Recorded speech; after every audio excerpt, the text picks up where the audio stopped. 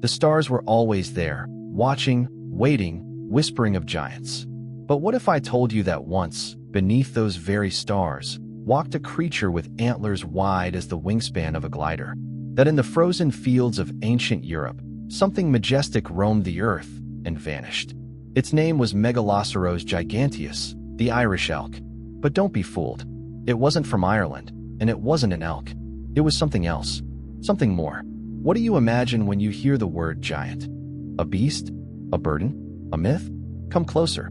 The story I'm about to tell begins not with fire, but with frost, antlers that touch the sky, and a silence that still echoes beneath the bones. This is the tale of the great wanderer, of survival, of spectacle, and of one question that still lingers today. Did its greatness lead to its end? Let's begin under the endless stars.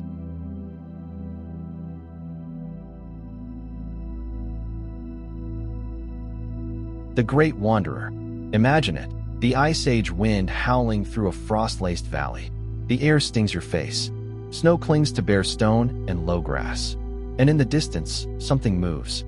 At first, it's just a shadow. Then, rising above the mist, come the antlers, massive, sprawling, like the branches of a fallen tree raised back toward the sky. You've just seen him, the bull Megaloceros giganteus.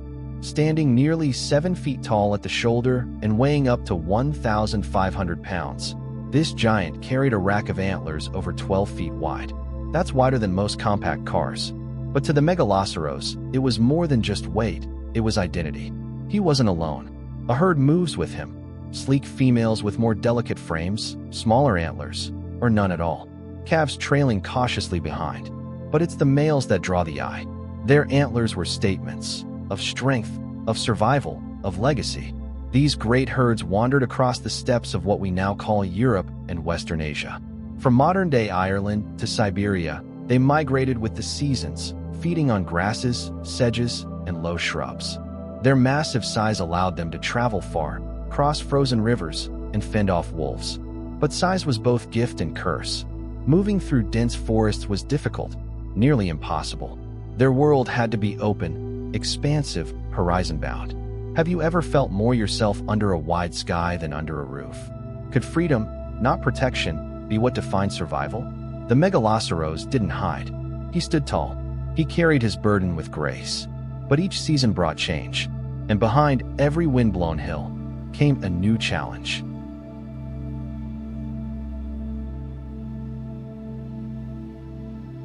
Crown or curse. They called him the giant deer.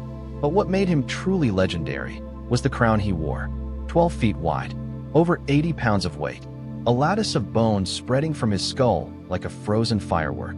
Those antlers weren't just ornaments. They were his armor, his banner, his voice. Every autumn, the stillness of the tundra broke with the sound of clash and echo. Two bulls would meet, horns lowered, breath steaming. A thunderous crack would follow as antler struck antler in a contest of will, size, and dominance. For the females, the largest rack meant the strongest genes. For the males, it meant everything. But at what cost? Scientists still debate this. Some argue that the antlers became too large. That sexual selection, favoring bigger and bigger crowns, eventually created a burden too heavy to bear. That in the dense forests spreading after the Ice Age, those mighty antlers caught on branches, slowed the giants, made them easy prey. Can evolution design beauty that becomes fatal? And yet, the Megaloceros thrived for nearly 400,000 years. Its antlers didn't doom it immediately. In open spaces, they were perfect, visible from hundreds of feet away, a living billboard of dominance. But the world was changing. The ice was melting. Trees were rising. The Megaloceros wasn't built for weaving through trunks. It was built for the vastness, for the open sky. Have you ever found that what once set you apart no longer fits the world around you? This wasn't just an animal. It was a monument. And monuments, as we know, don't always survive the storm.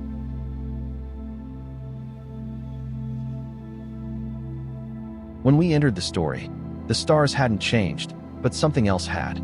They came on quiet feet, wrapped in fur, eyes sharp, hands calloused from shaping flint.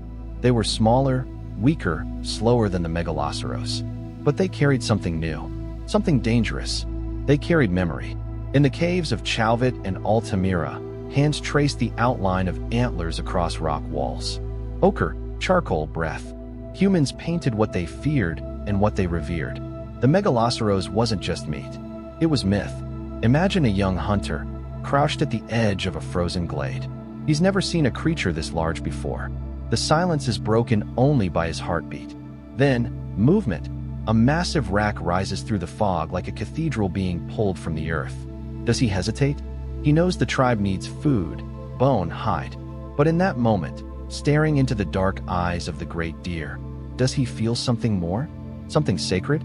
We don't know how many Megaloceros fell to human spears. There are no mass kill sites, no clear evidence of overhunting. But we do know one thing. As humans spread, the giants began to disappear. Some say it was coincidence. Climate shifts, forests expanding, nutrient stress. But others see a deeper story. A creature built for the open was meeting a species born to adapt, to imagine, to reshape the world. Have you ever met something so ancient it made you question your place in time? Perhaps the last Megaloceros didn't fall with a cry, but faded like a dream, remembered only in pigment and stone. And maybe it still walks with us in story.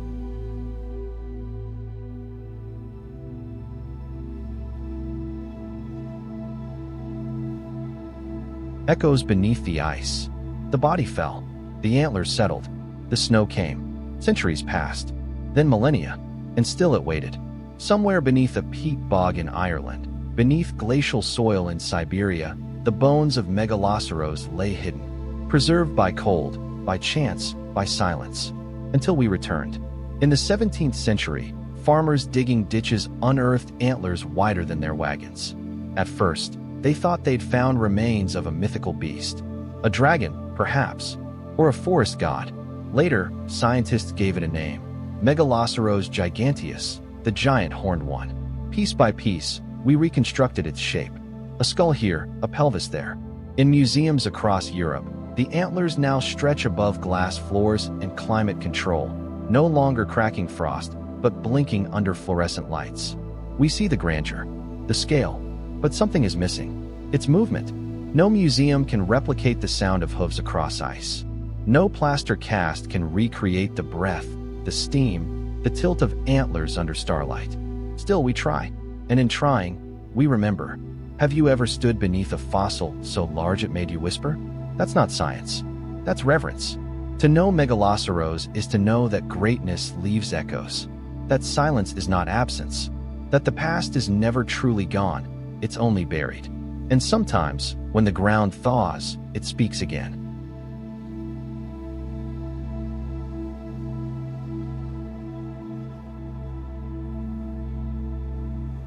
Beneath the stars, we remember.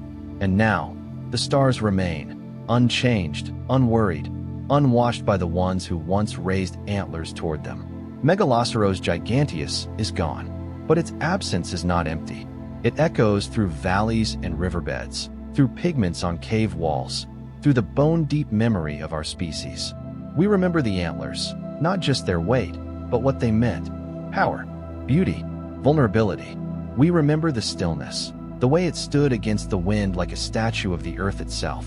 We remember the question, did its glory doom it? Or did we?